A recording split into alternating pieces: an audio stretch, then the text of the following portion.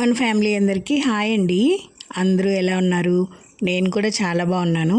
మీరు కూడా ఇంకా బాగుండాలని కోరుకుంటూ ఇవాల్టి వ్లాగ్ వచ్చేసి మా వారు కొండకు వెళ్ళి వచ్చారనమాట. అంటే ఇంకా నెక్స్ట్ డే మార్నింగ్ వస్తారు. ఇది ముందు రోజు నైట్ ఇంకా అంత చుట్టూ ఇళ్ళంతా కడిగేసి బయట గుమ్మం అది కూడా కడిగి ముగ్గు అయితే పెట్టుకున్నాను. ఎందుకంటే ఈ మధ్య నైటే పెట్టేస్తున్నానండి. మార్నింగ్ పూట అంతా తొక్కేస్తూ ఉంటారు. ముగ్గు వేసేసరికి లేట్ కూడా అవుతుంది. అది చన్నీళ్ళల్లో పొద్దున్నే చేయబెట్టాలంటే కష్టం అనిపిస్తుంది అనమాట. నైట్ టైమే వేసేస్తున్నాను. ఇక్కడ నైటే వేసాను అనమాట. మార్నింగ్ అంతా ఫ్రెష్గా ఆరిపోయి బాగుంటుంది చూడటానికి. ఉదయాన్నే ఇల్లంతా క్లీన్ చేసుకొని ఇల్లు చిమ్మేసి తుడిచేసుకొని తులసం దగ్గర కూడా అంతా నీట్గా చిమ్ముకొని ముగ్గు పెట్టేసుకొని దేవుడికి పువ్వులు పెడదామని చెప్పేసి కవర్ తీసుకున్నాను. మన చెట్లకు కూడా పూసున్నాయి, కాకపోతే ఇవి తెప్పించున్నాను అనమాట. పక్కన పల్లె దగ్గర వేసున్నారు కదా, తోటలో చామంతి పువ్వులు వేసున్నారనమాట. అవైతే తెప్పించుకున్నాను. ఇంకా పటాల దగ్గర కూడా అంతా క్లీన్ చేసేసుకొని ఎల్లో కలర్ చామంతి, వైట్ కలర్ చామంతి రెండు తెప్పించుకున్నానండి. చాలా బాగున్నాయి. కార్తీక మాసం స్టార్ట్ అయినప్పటి నుంచి కూడా అక్కడి నుంచే తెప్పించుకుంటున్నాం పూలు. మాకేంటంటే మామూలుగా మనం నెల్లూరు నుంచి వస్తూ తెచ్చుకోవాలంటే అక్కడ పావు కిలో 80-90 అలా తీసుకుంటారు. ఇక్కడ తోటల దగ్గర ఏంటంటే కేజీ 100 రూపాయలు తీసుకుంటారు. చాలా పూలు వస్తాయి మనకు, అలాగే చాలా రోజులు వస్తాయి కదా.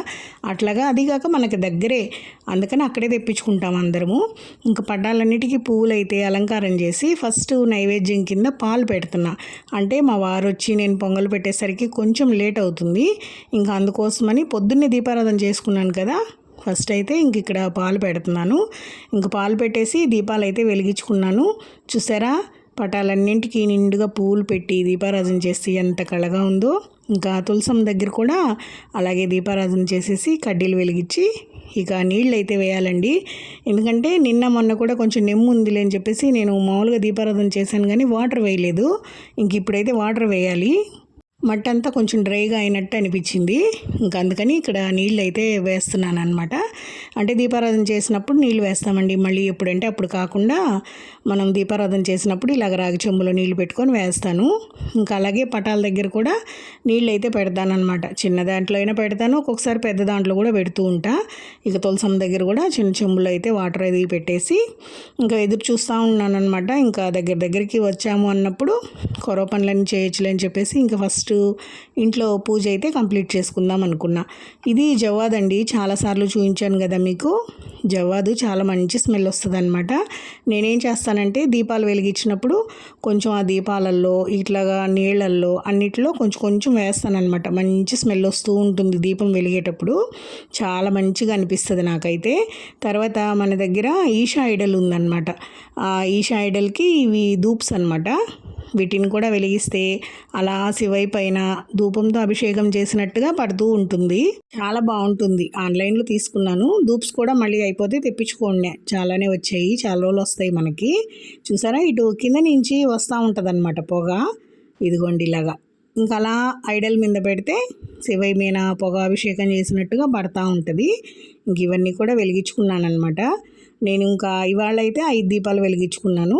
అంటే కొంచెం ఎక్కువసేపు వెలగాలి కదా, మా వారు వచ్చి నేను పొంగల్ పెట్టే అంతసేపు కూడా దీపం వెలుగుతూ ఉండాలి కదా ఇంట్లో అని చెప్పేసి కొంచెం పెద్దవి పెట్టుకున్నాను.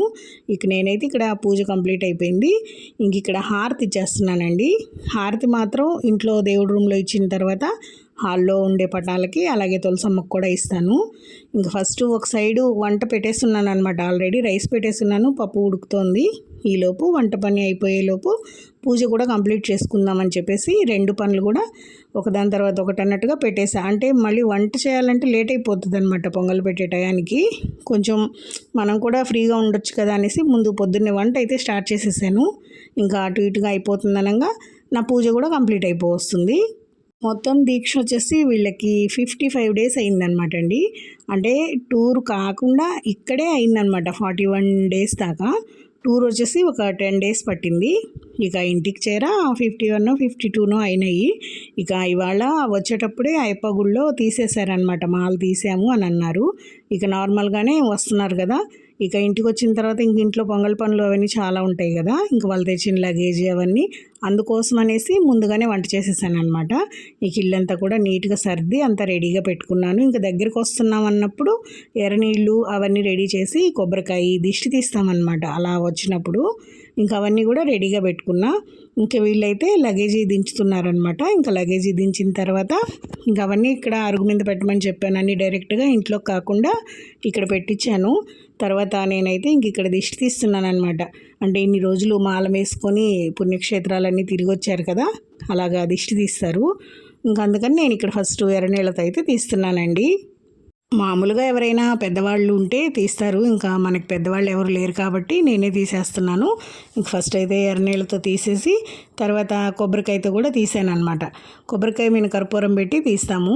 ఈ కొబ్బరికాయ అలా కొట్టడానికి పైకెత్తేసరికి చేయి జారిపోయింది.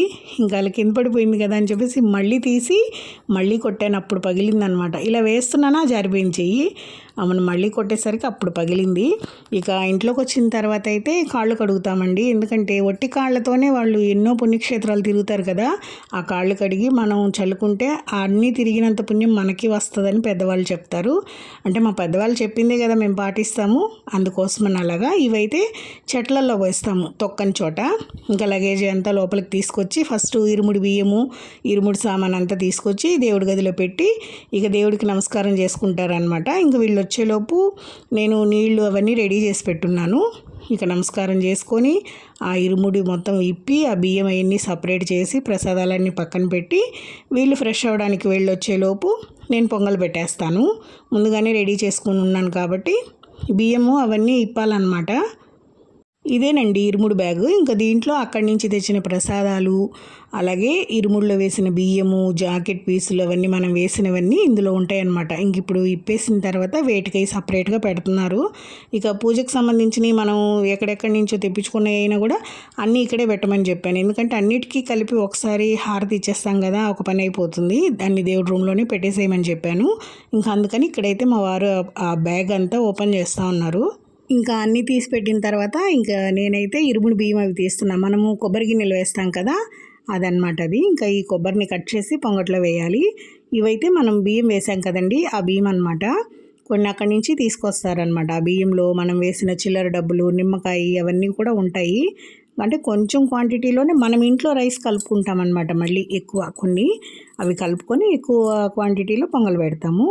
ఇంకా ఇక్కడ ఉన్న చిల్లర డబ్బులు అవన్నీ తీసి నేను మళ్ళీ దేవుడి దగ్గర పెట్టి ఇంట్లో బియ్యం అయితే వేస్తున్నాను అనమాట. అంటే మనం కూడా చుట్టుపక్కల అందరికి పంచుకుంటాం కదండి పొంగలి ప్రసాదం కింద, అందుకోసం అనేసి నేను ఇక్కడ ఇంకా 3 గ్లాసులు అనమాట. అంటే కొలత ఎలా చెప్పాలో నాకు తెలీదు. నేనైతే ఇట్లాగా గ్లాస్ తోటి 3 గ్లాసులు వేసి తర్వాత ఒక 5 పిడికిళ్ళుగా వేసాను. ఇంకొంచెం పప్పు కూడా వేసానండి దాంట్లోనే. కలిపి కడిగేసి నీట్గా ఇంకా పొంగల్ గిన్నె కూడా పూజించుకొని పసుపు బొట్లు, కుంకుమ బొట్లు అవన్నీ పెట్టుకొని ఇంక ఇవి ఉడికేలోపు లగేజ్ తీద్దామని చెప్పేసి ఇంకా ఫస్ట్ అయితే దీన్ని పెట్టానన్నమాట. ఇంక ఇక్కడ బియ్యం అన్నీ కడిగి ఎసరు కరెక్ట్గా దానికి ఎంత సరిపోతుందో అంత పోసుకొని నేనైతే ఇంకా గ్యాస్ మీద పెట్టేశాను. ఇంకా మళ్ళీ కొరవ లగేజ్ అంతా కూడా తీసి చూడాలి కదా, అన్నీ దేవుడికి సంబంధించినవి ఇంకేమైనా ఉంటే దేవుడి దగ్గర పెట్టేసి కొరవ అన్నీ పక్కన పెట్టాను అనమాట. ఫాస్ట్గానే అయిపోయిందిలేండి. అంటే క్వాంటిటీ కొంచెమే కదా, తొందరగా మళ్ళీ ఇంక మా వారు ఫ్రెష్ అయ్యి వచ్చేలోపు త్వరగానే అయిపోయింది. ఇంకా అక్కడే తీసేశారు కాబట్టి, లేదంటే ఇక్కడ మనం వేరే దేవస్థానం దగ్గరికి వెళ్ళి తీయించుకోవాలి. అక్కడ గురుస్వామి లేరు, ఊరికి వెళ్ళారు అని చెప్పారంట. అందుకని గుడి దగ్గరే తీసేసి వచ్చారు. ఇంక ఇది రెడీ అయ్యేలోపు నేను అన్నీ సర్దుతూ ఉంటాను దేవుడి గదిలో అని చెప్పి దేవుడి రూమ్లో కూడా ఇక్కడ తెచ్చిన ప్రసాదాలు చిన్న చిన్నవే తెమ్మన్నానండి. దేవుడి ఫోటోలు ఎక్కడికన్నా వెళ్ళినప్పుడు గుర్తుగా, అంతే పెద్దవి అయితే వద్దు, చిన్న చిన్నవి చాలని చెప్పాను అనమాట. అందుకని చిన్న చిన్నగా తీసుకొచ్చారు. ఇక ప్రసాదము ఇదైతే స్వామివారికి అభిషేకం చేసిన నెయ్యి అంట. ఈ నెయ్యిని ఇప్పుడు పొంగట్లో వేయాలి కదా, ఇంకా దీంట్లోనే డ్రై ఫ్రూట్స్ అవి వేయిద్దాము అని అనుకున్నాను. ఈ నెయ్యి, ఆ బియ్యము, ఆ కొబ్బరి గిన్నె వేసి పొంగల్ పెడుతున్నాను అనమాట. ఇంక ఈ నెయ్యి కొంచెం కూడా ఉంది, అది ఎక్స్ట్రా దాచుకున్నాను అనమాట. ఈసారి ఎప్పుడైనా పెట్టేటప్పుడు కూడా అది వేసి వాడుకోవచ్చు. ఇంక ఇలాగా కొబ్బరి, జీడిపప్పు, ద్రాక్ష, యాలక్కాయలు అన్నీ వేసి ఇందులోనే ఫ్రై చేశాను. ఈలోపు రెడీ అయిపోయింది. ఇక దాంట్లో బెల్లం అది కూడా కట్ చేసి వేసాను అనమాట. మా వారు ఫ్రెష్ అయ్యి వచ్చేలోపు రెడీ అయిపోయింది. ఇంకా అంతా కూడా తీసుకెళ్ళి దేవుడి దగ్గర పెట్టేసి నైవేద్యం హారతి ఇచ్చి హారతి చూపించేస్తే అంతటితో కంప్లీట్ అయినట్టండి దీక్ష. అలా అయితే అలాగే చేస్తాం మేమైతే. అలాగా ఇంటికి వచ్చి పొంగల్ పెట్టుకొని హారతి ఇచ్చి నైవేద్యం చూపించేసి ప్రసాదం అందరికి పెట్టుకొని తినిన తర్వాత ఆ దీక్ష అంతటితో కంప్లీట్ అయిపోయింది అని అనుకుంటాము. ఇంక ఇక్కడ పొంగల్ మీనైతే ఇవన్నీ వేసేసి ఈ పొంగల్ గిన్నె ఇలాగే తీసుకెళ్ళి దేవుడి దగ్గర పెట్టాను అనమాట. ఇంక విడిగా తీయడం ఎందుకులే అని చెప్పేసి ఇలాగే తీసుకెళ్ళాను. ఇక తర్వాత ఇంకా అక్కడే కొబ్బరికాయ అన్నీ రెడీగా పెట్టేశాను. ఇంకా తను వచ్చి నైవేద్యం పెట్టి హారతి ఇచ్చేస్తారనమాట. ఈలోపు ధూపం కూడా వెలిగిద్దామని చెప్పేసి తీసుకెళ్ళాను. ధూపం వేసుకుంటాం కదా ఎలాగైనా. ఇంకా ప్రసాదం కూడా కొంచెం ఓపెన్ చేసి పెట్టారు. ఇంకా ప్రసాదము ఇవన్నీ అక్కడ పెట్టుకొని ఈలోపు నేనైతే ధూపం వెయిట్ చేసి తీసుకొద్దామని అనుకున్నా. మళ్ళీ రిటర్న్లో వచ్చేటప్పుడు పెంచులకొండ వెళ్ళారండి. అక్కడి నుంచి లడ్డూలు అయితే తీసుకొచ్చారు. ఇంకా లడ్డూల్ని అన్నీ కూడా ఇక్కడ దేవుడి దగ్గర అయితే పెడుతున్నారనమాట. ఇంక ఈలోపు ధూపం కూడా బాగా వెలిగి పొగ ఎక్కువ రాసాగింది. దాంట్లో కూడా కొంచెం జవ్వాది అది వేసి తీసుకొచ్చి దేవుడి దగ్గర పెడితే చాలా మంచిగా అనిపిస్తుందండి.